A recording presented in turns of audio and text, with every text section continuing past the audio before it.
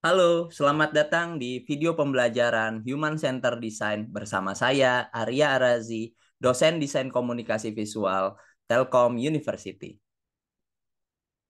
Sebelum kita membahas apa itu Human Center Design atau yang biasa disebut dengan HCD, saya ingin mengajak Anda untuk sejenak melihat kembali beberapa contoh produk yang bisa dikatakan gagal. Meskipun produk tersebut diciptakan oleh perusahaan papan atas yang telah berpengalaman selama bertahun-tahun lamanya di bidang masing-masing. Contoh pertama datang dari Microsoft. Pada tahun 2012, bersamaan dengan peluncuran sistem operasi terbarunya Windows 8, raksasa teknologi tersebut juga sekaligus meluncurkan produk tablet komputer mereka bernama Microsoft Surface.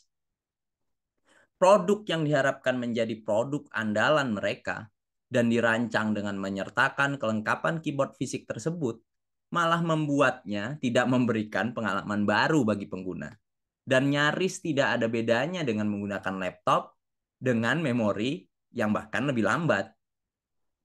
Hal itu semakin diperburuk dengan penggunanya yang belum terbiasa menggunakan sistem operasi Windows 8 yang memiliki tampilan yang jauh berbeda dari versi sebelumnya. Akhirnya, produk tersebut secara komplit berhasil membingungkan dan menyulitkan penggunanya.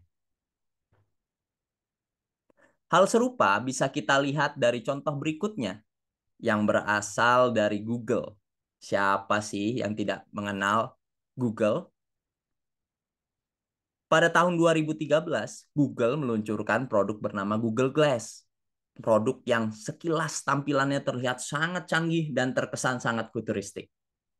Sayangnya, produk ini malah tidak mampu menawarkan solusi nyata. Dan secara fungsi juga sudah terdapat pada produk handphone ataupun smartphone kala itu. Bila kita ingat, produknya kala itu hanya mampu melihat kalender, memotret, yang jelas-jelas sudah ada dalam mode smartphone kala itu. Alih-alih memberikan solusi dan memudahkan pengguna, praktis produk ini malah hanya mempersulit para penggunanya. Belajar dari dua contoh tersebut, produk yang kelihatannya sophisticated, elegan, tapi sulit digunakan, tidak akan membuat hidup Anda lebih mudah. Bagaimanapun, desain adalah soal bagaimana seseorang bisa relate dengan produk dan merasa lebih mudah saat menggunakannya.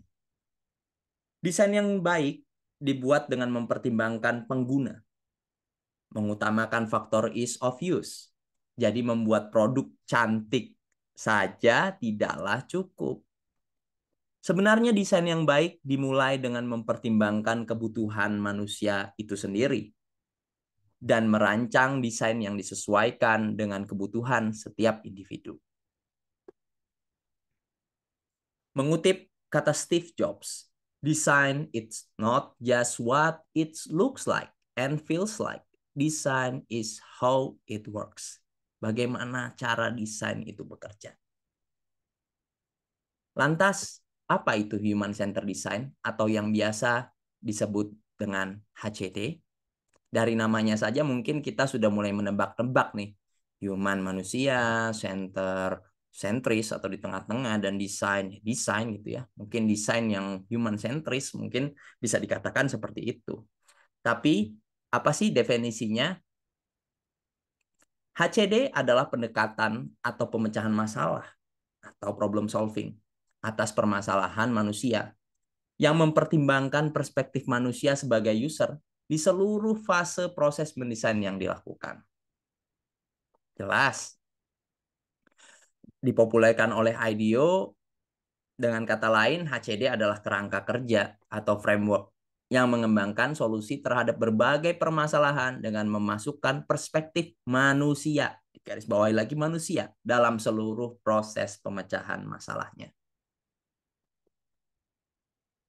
Mengutip dari IDEO, when you understand the people you are trying to reach and then design from their perspective, not only will you arrive at an expected answer, but you'll come up with ideas that they'll embrace.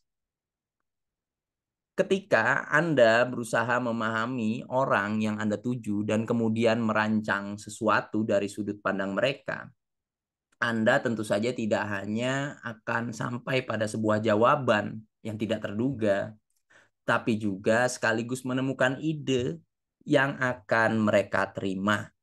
Nah, begitulah gambarannya kira-kira kalau kita mendesain atau membuat sebuah desain dengan mempertimbangkan faktor pengguna kita sendiri. Human Centered Design merupakan pekerjaan sebuah tim. Potensi terbesar HCD malah baru akan muncul bila kita memiliki tim yang telah mengerti tugasnya masing-masing.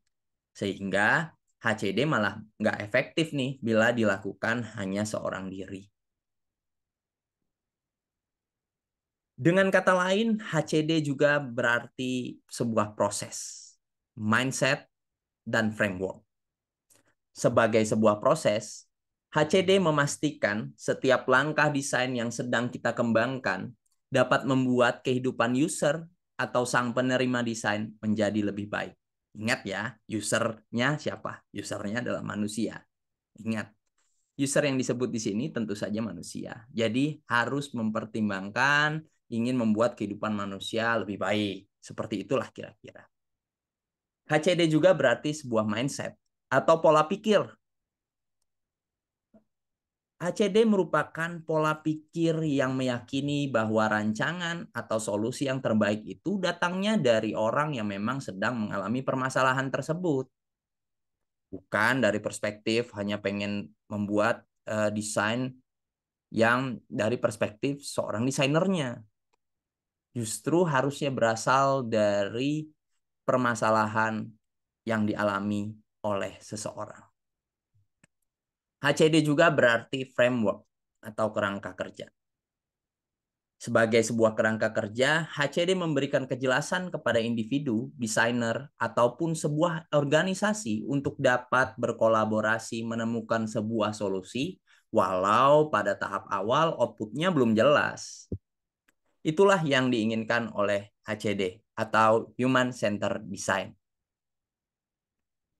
Terima kasih telah menyimak video pembelajaran kali ini. Saya Arya, sekali lagi terima kasih.